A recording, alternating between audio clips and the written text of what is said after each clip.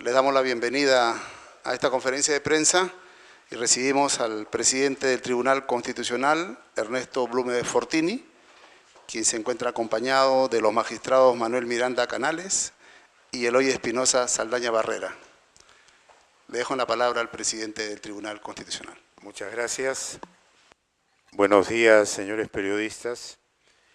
Los hemos convocado para dar cuenta al país que el Tribunal Constitucional, en la línea de fortalecer la tutela a favor del sector de pensionistas en general, sobre todo del seguro por accidentes de trabajo y enfermedad profesional, ha dictado dos importantes sentencias, una dictada en el expediente 799-2014 PATC y otra en el expediente 2677-2016 PATC, que constituyen a su vez precedentes, es decir, que sientan una posición de obligatorio cumplimiento para los demás casos que estén relacionados o que sean similares con los casos que hemos resuelto. Ha decidido fortalecer, repito, la tutela constitucional a favor de aquellos ciudadanos que, producto de las labores que realizaron en empresas dedicadas a actividades de riesgo o de alto riesgo, vienen padeciendo en la actualidad enfermedades profesionales o secuelas degenerativas productos de accidentes de trabajo. En ese sentido, en el caso Mario Eulogio Flores Gallo, se han establecido precedentes destinados a complementar las reglas contenidas en los precedentes anteriores que ya tenía sentado el tribunal sobre el seguro por accidente de trabajo y enfermedad profesional, específicamente en materia de acreditación de la incapacidad sufrida por el pensionista. Más adelante, el magistrado Espinosa Saldaña dará algunos detalles al respecto. El otro precedente tiene que ver con la situación que se produce cuando, en forma ajena al solicitante, se incurre en error en el otorgamiento de la pensión, que luego es detectado y corregido. Ahí hemos establecido que no cabe que se exija al pensionista que devuelva un diferencial de haber cobrado de más, porque esa no ha sido su responsabilidad, y que más bien se le reajuste la pensión al monto real que debe percibir, sin perjuicio de accionar contra los funcionarios responsables de esa situación. Es decir, el TC avanza en su tarea de proteger los derechos fundamentales de todas las personas. Esos derechos fundamentales son derechos de todos los ciudadanos, no tienen rostro, y esos también se denominan derechos humanos, derechos constitucionales o derechos de la persona, entre otras denominaciones. Esta sentencia favorece a un gran número de pensionistas que se encuentran en una situación de eventual desprotección. Quiero dejar a continuación al señor magistrado Eloy Espinosa Saldaña Barrera, quien les explicará algunos detalles adicionales respecto de estos dos casos, de estos dos precedentes, y además hará un informe sobre los avances de una importante comisión que está a cargo del señor magistrado Espinosa Saldaña, que es la comisión de seguimiento de las sentencias dictadas por el Tribunal Constitucional, en la línea de vigilar que nuestras sentencias sean cumplidas por las instancias respectivas para que se garantice que las decisiones de protección de derechos a las que arriba el Tribunal Constitucional sean decisiones que se cumplan como corresponde en un Estado constitucional. Dejo con ustedes al señor magistrado Espinosa Saldaña. Muchas gracias, buenos días, señor presidente, señor vicepresidente, amigos, amigas todas. Como aquí ya se adelantó, la labor del Tribunal Constitucional es asegurar que los parámetros previstos en una Constitución se cumplan.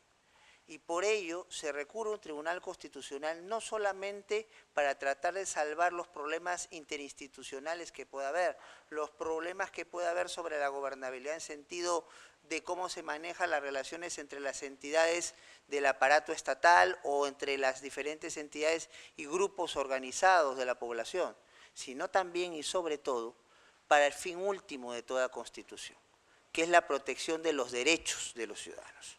Y en ese tenor, por la benevolencia de nuestros compañeros, se ha formado una comisión de seguimiento de las sentencias del tribunal. El tribunal se va pronunciando sobre diferentes temas. Vamos a ver si lo que dice el tribunal se entiende con claridad, porque lo que no se entiende con claridad no se puede aplicar. Y vamos a ver cómo se viene aplicando lo que se entiende en el tribunal para así no crear expectativas de la atención de los derechos que después no se puedan cumplir. Y en ese sentido está el tratamiento del tema previsional. Como ustedes recordarán, ya hace algunos días hemos iniciado una coordinación para el cumplimiento de sentencias en materia previsional, que esperemos, a pesar de los eventuales cambios dentro de la estructura gubernamental, no se frustre, sino continúe. Y vienen aquí dos pronunciamientos que son centrales. Cuando hablamos de personas que están metidas en lo previsional, estamos hablando de personas que están en una situación de especial vulnerabilidad, por cuestiones de tercera edad, por cuestiones de enfermedad que no les van a permitir trabajar o no les van a permitir trabajar en todas sus condiciones físicas o mentales, y en ese tenor requieren, si todos requeremos protección de nuestros derechos, este grupo de personas con mayor razón. Y de allí, además, no solo es un tema cualitativamente importante, es un tema de gran frecuencia en nuestro país. Por ejemplo, casi alrededor del 30% de los casos que ve este Tribunal Constitucional, que son alrededor de unos, en este año alrededor cerca de unos 7.000 casos, el 30% de esos casos son de materia previsional, de personas como las que acaba de describir la intervención de Ernesto Blume o la que estamos describiendo en nuestra intervención. Entonces, ¿qué se ha planteado allí? Se constatan problemas. ¿Cuál es un problema que se constata? Para poder recibir una pensión sobre ciertas enfermedades, tengo que tener un certificado especial de una comisión médica. ¿Qué pasa si esa comisión médica no existe en un punto del país? ¿Qué pasa si esa comisión médica no tiene los implementos como para hacer un informe suficiente? ¿Qué pasa si, como lamentablemente ha ocurrido, ha habido casos de falsificación de esos informes? ¿Qué pasa si hay información contradictoria a la de esos informes? ¿Cómo se resuelve esto para determinar si una persona que ha trabajado toda su vida en ciertas actividades como la minera, por ejemplo, recibe o no recibe una pensión y cuánto recibe de pensión? Porque eso va a significar su propia subsistencia. Eso es lo que se ve en el caso Flores. En el caso Flores, el tribunal ha establecido criterios con carácter de precedente, con la mayor obligatoriedad para ver cómo se tramitan estos casos. ¿Qué pasa si no hay comisión? ¿Qué pasa si la comisión no da un informe completo? ¿Qué pasa si falsificaron el dictamen de la comisión? Y además, se hace se da una pauta, una orden a que en el plazo de un mes, el MINSA y eSalud tengan entonces presentado su plan de trabajo. ¿Cómo se van a atender a lo largo, después de un año calendario, entonces los requerimientos de comisiones? ¿Cómo se va a hacer para tener comisiones donde no hay? ¿Cómo se va a hacer para controlar supuestos de falsificación? ¿Cómo se va a hacer para mejorar las condiciones de las comisiones ya existentes? Esto ya ha tenido éxito como fórmula cuando lo hemos planteado en el tema de lo lingüístico con el Ministerio de Cultura y el Ministerio de Educación y con otras instituciones. Esperamos encontrar la misma actitud favorable en el caso del Ministerio de Salud y eSalud. Pero también hay otro tema, como bien planteaba ya también el presidente en el caso Carrillo Espejo, va al tema de si se calculó mal mi pensión de invalidez, porque se le quiso asignar a quien no me debe pagarla, se me quiso asignar un monto que no correspondía, se me quiso plantear un momento distinto al que correspondía. ¿Cómo se resuelve eso? Bueno, el tribunal en el caso Carrillo Espejo, también con carácter de precedente, fija los criterios para determinar cómo se paga, cuándo se paga, quién es el que paga la pensión en estos casos, tan frecuentes, pero por ello tan difíciles de atender hoy día en nuestro país. Pero permítaseme, antes de concluir esta intervención, hacer referencia también a este trabajo de la comisión, como bien ha indicado Ernesto, que venimos realizando, que ha tenido dos situaciones que merece en ese sentido, creo interpretar el criterio de mis colegas, entonces un reconocimiento del Tribunal Constitucional. Son dos casos considerados emblemáticos por el Tribunal, donde se ha pasado a cumplir por las entidades correspondientes lo señalado en estas sentencias. El primero de ellos lo vemos hoy. Si hoy día ustedes revisan el diario oficial del peruano, encuentran que hay un decreto supremo del Ministerio de Educación en el cual establece una política para tratar el tema de la educación rural en el Perú, para poder hacer una política adecuada de satisfacer los problemas que hay de acceso a la educación rural del Perú. Y con mención expresa, señala que está haciendo esto porque hay una sentencia del Tribunal Constitucional, la sentencia del caso de las hermanas Ciesa, que obliga al Estado peruano y sobre todo al Ministerio de Educación a no dejar este tema sin coordinaciones o a las buenas intenciones, sino con una política sostenida y programada. Lo que se busca, y se quiere con eso, es que no hay una educación de primera para quienes están en el ámbito urbano y una educación de segunda cuando existe para quienes están en el ámbito rural. Es una gran noticia y además para el país, y es una gran noticia, creo yo, para el reconocimiento de una sentencia del Tribunal Constitucional. Como también lo es, y con esto cerramos, el tema de que el Ministerio Público, después de 13 años de que no se atendía el caso en particular, ha decidido abrir y recoger una denuncia en un caso de una denuncia de violación. Una mujer, entonces denuncia que una persona vinculada en su centro de trabajo con ella la ha violado. Este caso no se quería abrir. Nosotros no somos quien, como Tribunal Constitucional, para determinar quién tiene la razón, si quien demanda o quien es demandado. Pero lo que sí se hacía necesario es que este tema tiene que ser esclarecido por las autoridades competentes. Y ordenamos en su momento al Ministerio Público que abriera la investigación, que no se abría y se ha conseguido que después de 13 años se abra la investigación correspondiente.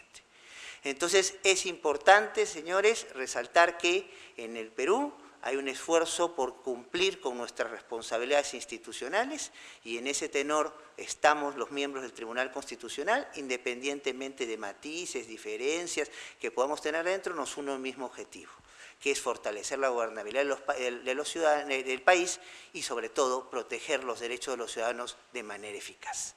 Eso creo que es lo que podríamos indicar al respecto, señor presidente, señores aquí presentes. Muy bien. ¿Hay alguna pregunta sobre los temas tratados?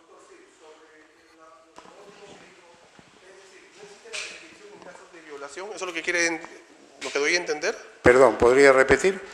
Si es que el último caso que han hablado de violación, ¿existe entonces la no prescripción? Es un caso en donde lo que ocurre es lo siguiente: a una estudiante y practicante de Derecho en una universidad, un profesor la aborda, la lleva a una habitación y, según la versión de ella, abusa de ella. Ella denuncia y todo se venía archivando, es decir, no obtenía justicia. Llega al tribunal, el tribunal ordena que el Ministerio Público investigue, porque habían elementos importantes, va al Ministerio Público, no se abre la investigación y luego, a través de nuestra comisión de seguimiento, hemos logrado que el Ministerio abra la investigación y que se investigue para que se determine si ha habido o no responsabilidad penal, como corresponde frente a una situación de tal naturaleza y frente a esa imputación. ¿Bien? Sí. Dígame. ¿Resulta de repente incompatible su función como uno de los miembros que elija a los futuros miembros de esta Junta Nacional de Justicia? Es decir, si ellos presentan de repente a una acción de constitucionalidad, ¿usted tendría que apartarse? ¿No? ¿Existe alguna incompatibilidad en ese caso? Mire, hay que distinguir entre el rol del Tribunal Constitucional y otras situaciones. El Tribunal Constitucional es el garante de la vigencia efectiva de los derechos fundamentales y el garante de la jerarquía de la Constitución y el que tiene la competencia constitucional de anular las leyes inconstitucionales.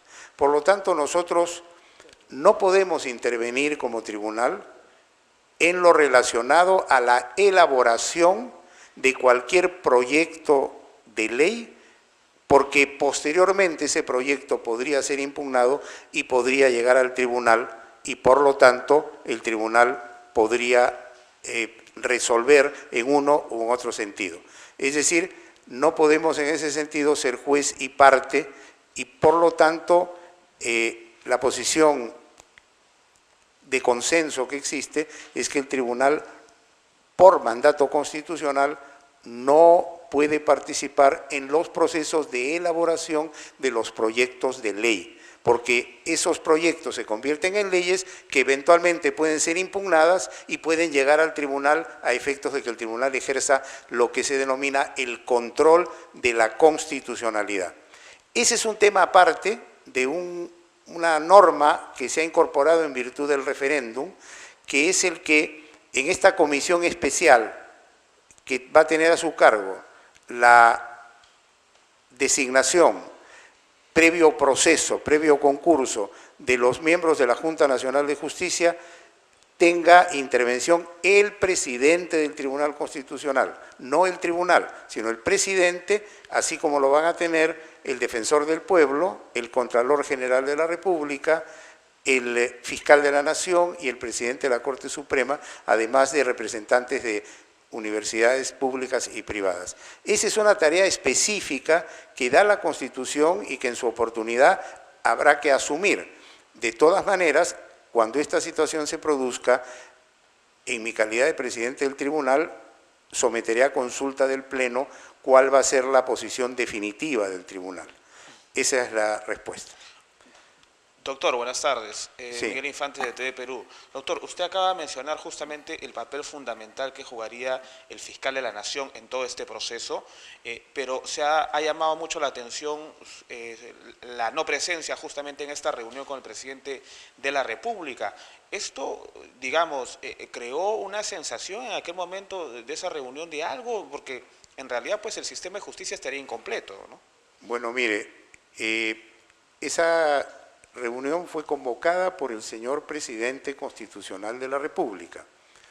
Él determinó quiénes iban a asistir y, en mi caso, cumplí frente a esa invitación con asistir.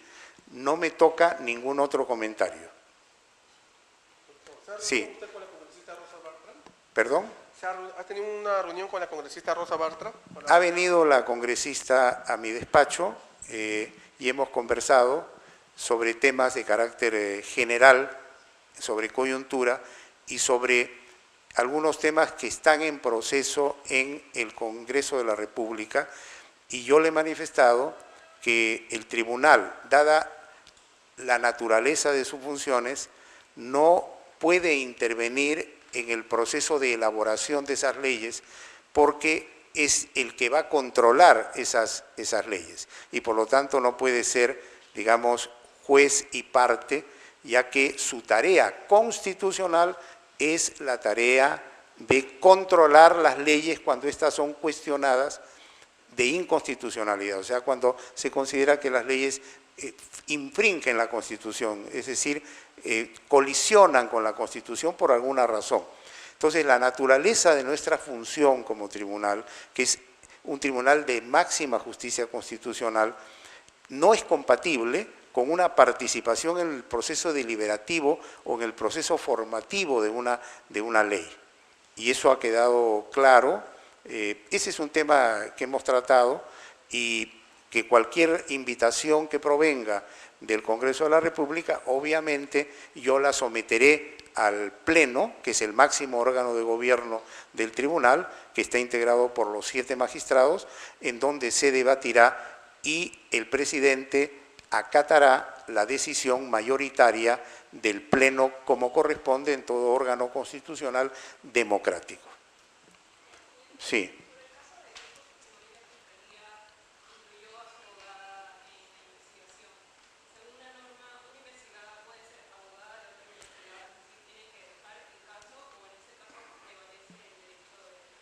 Mire, me voy a excusar de dar esa respuesta porque como usted comprenderá, y yo ya lo he repetido en varias oportunidades, el Tribunal Constitucional, siendo el máximo tribunal de la justicia constitucional en el Perú, debe estar sobre la coyuntura y además porque esos casos pueden llegar al Tribunal Constitucional. Póngase usted en el supuesto de que una de las partes plantee un proceso constitucional, que puede ser un habeas corpus.